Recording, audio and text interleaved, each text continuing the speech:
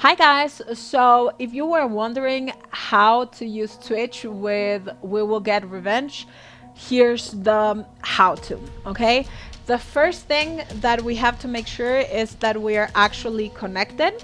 So in order to connect your account, first you have to click on the Twitch button that you see below. And there are three things that you would have to type in.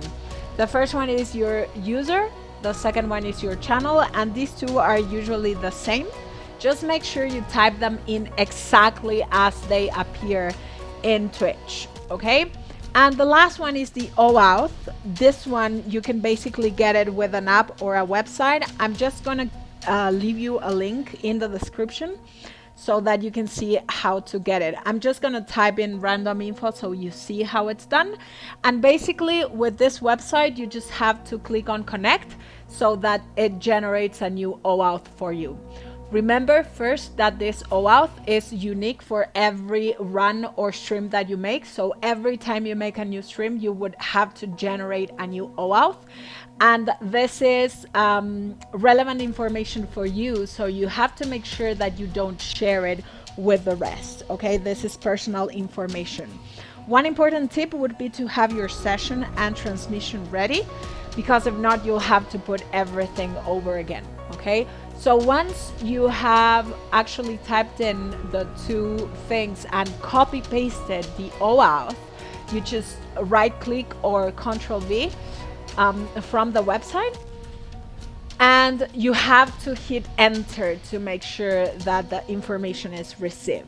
How do you know if it worked? Because first, your Twitch is now lit up, so it changes color. And also, if you go to the chats in your Twitch stream, you will see that the word connect appeared as if you had written it. So with these two things, you will know that it's working properly and that you are connected.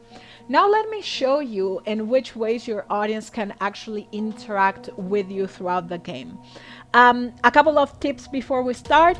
Do not stream the first run because it's a tutorial and it might be a little bit boring for your audience. They might fall asleep.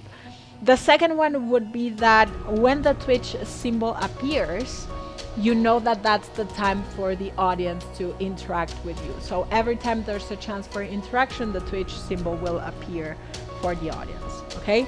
So the first thing is that your audience can actually choose the path.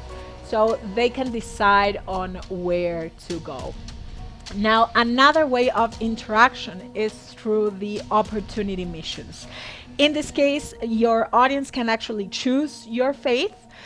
This works with the typical ASDW keys. So triple W for going up, triple S for going down, triple D for going right, and triple A for going left. It's important that they put these codes in the Twitch chat and they send it and the system automatically recognizes it.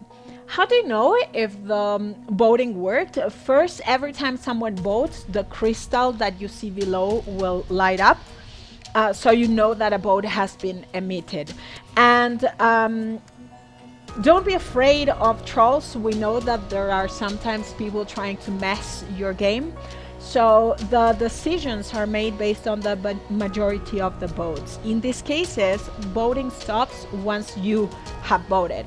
Each person has just one shot to vote.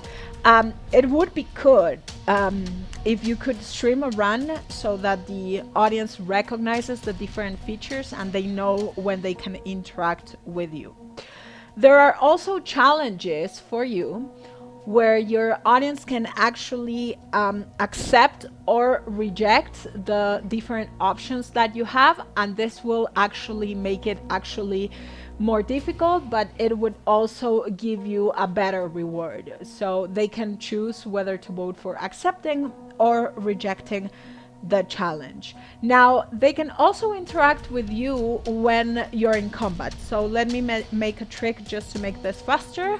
Let's go ahead and destroy the station. This type of interaction is a little bit different. First, in the upper part, you will see that nothing or negative appears. This voting only lasts 25 seconds, so they will have to write the code in the chat before that time. And there are 4 possible options. They can actually help you out with a positive outcome. They can hinder you with the negative. There's a nothing option, and there's also a surprise. So this actually changes the way in which your game develops, and it makes it more interesting for your audience. Now, finally, um, regarding the power ups, no worries. You are the one that decides what to buy. Okay, so the power ups are only up to you, and your audience doesn't have a say on this one, actually. So, well, those are the different ways in which your audience can actually feel part of the game. This evidently changes the way in which they interact with you, and it makes it much more appealing for the audience because they feel they are part of the game. So that's it. Have fun, guys.